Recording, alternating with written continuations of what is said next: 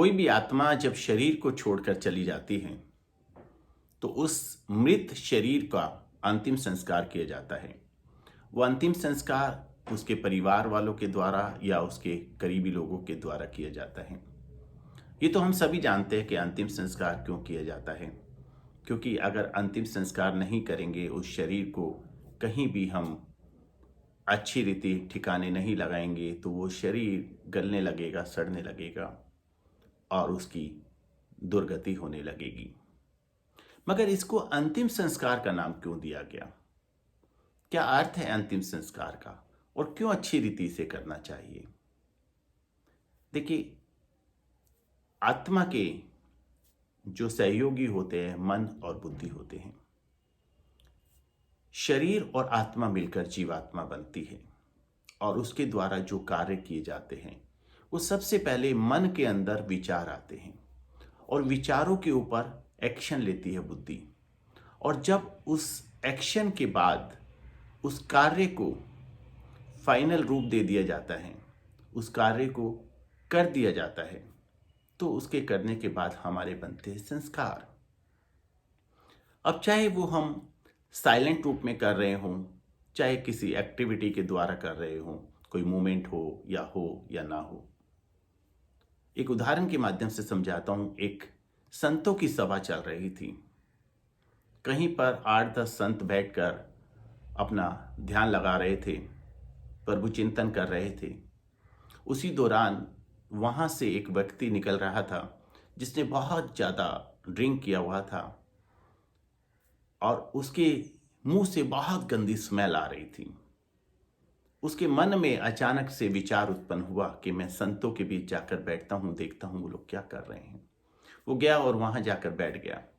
संतों के बीच जब वो जाकर बैठा तो संतों को उसकी मुंह से आ रही गंदी बदबू, दुर्गंध जब संतों तक पहुंची तो संतों का ध्यान भंग होने लगा, उनका ध्यान हटने लगा। और अचानक जब उनका ध्यान उस व्यक्ति पर गया तो अनेकों अनेकों तरह के विचार संत लोगों के मन में आने लगे। कुछ के मन में तो बुरे विचार भी आने लगे कि इस व्यक्ति को इतनी समझ नहीं है, संत लोग यहाँ पर अपना ध्यान लगा रहे हैं, हमारे बीच ध्यान भंग करने आ गया, न जाने कौन सी जूनी में जाएगा, न जाने कहाँ पाप का भागी बनेगा। इस तरह के अनेकों विचार और संकल्प संतों के मन में आने लगे। जबकि उस व्यक्ति ने वहां जाकर कोई मूवमेंट नहीं की, कोई शोर नहीं किया, कोई उनको तंग नहीं किया, कोई सवाल जवाब नहीं किया। लेकिन फिर भी उसके वहां जाने से क्रिया हुई, कार्य हुआ, जिस कार्य से संतों की योग या सभा भंग हुई, उसका वो कारक बना।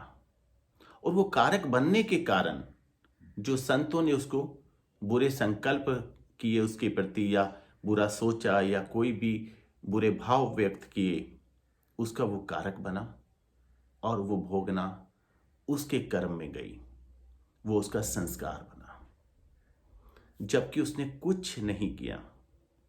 ठीक इसी प्रकार जब आत्मा शरीर को छोड़कर जाती है तो शरीर कुछ नहीं करता, ना वो हिल सकता है, ना बोल सकता है, ना सुन सकता है।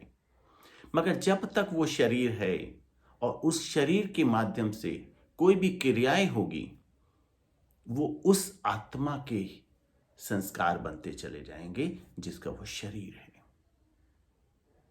अब वो आत्मा तो चली गई मगर ये शरीर यहां पर है। अब ये शरीर गंदा होगा, सड़ेगा, गलने लगेगा, बदबू फैलाने लगेगा और शायद कई बार बीमारी का कारक भी बन जाएगा। अब जो भी गलत कार्य होंगे, चाहे वो साइलेंट वे में हो रहे हैं, बेशक वो कोई मूवमेंट नहीं कर रहा, कोई एक्टिविटी नहीं कर रहा, लेकिन उसकी दुर्गंध जितने लोगों तक पहुंचेगी, उसका प्रभाव जहां तक पहुंचेगा, वहां तक जो नेगेटिविटी जाएगी, जो उनके संकल्प उत्पन्न होंगे, उनका जो प्रभाव होगा, वो सब इसके ऊपर आएगा और वो इसके संस्कार बन जाएंगे। तो इसीलिए कहते हैं उसका अंतिम संस्कार कर दो, यानी कि वो किसी भी क्रिया को करने लायक ना रहे या आगे उसके द्वारा कोई क्रिया ना की जाए। अब उसका संस्कार, जब क्रिया कोई नहीं होगी उसके द्वारा, तो उसके संस्कारों की उत्पत्ति होना समाप्त हो जाएगा, बंद हो जाएगा, तो इसीलिए कहा जाता है अंतिम संस्कार। जब उसको हम अच्छी रीति, इसीलिए हम देखते हैं जब उसे जलाने जाते हैं तो उसके अंदर चंदन की लकड़ियां लगाते हैं, देसी घी का यूज़ करते हैं, अनेकों सामग्रियों का यूज़ करते हैं, ताकि वो दुर्गंध ना फैलाए, उसका कोई संस्कार गलत ना बने, वो खुशबू फैलाए। अगर जले भी, वो अंतिम समय में भी इस वातावरण को खुशबूदार कर कर जाए, बदबूदार नहीं। तो यही अंतिम संस्कार का अर्थ है, और इसीलिए अच्छी रीति अंतिम संस्कार किया भी जाता है कि ताकि जाने वाले व्यक्ति के खाते में कोई भी गलत संस्कार ना लिखा जा सके। नमस्कार, ओम शांति। मेरी ये वीडियो यदि आप सहमत हो, अच्छी लगे, और इसी के ऊपर मैंने अनेकों और भी वीडियो बनाई हुई है, अच्छी लगे तो शेयर जरूर कीजिएगा, लाइक कीजिएगा, मेरे चैनल को सब्सक्राइब कीजिएगा। आगे आपको और इसी के ऊपर, इससे संबंधित अनेकों जानकारियाँ मिलती रहेगी। धन्यवाद। ओम शांति।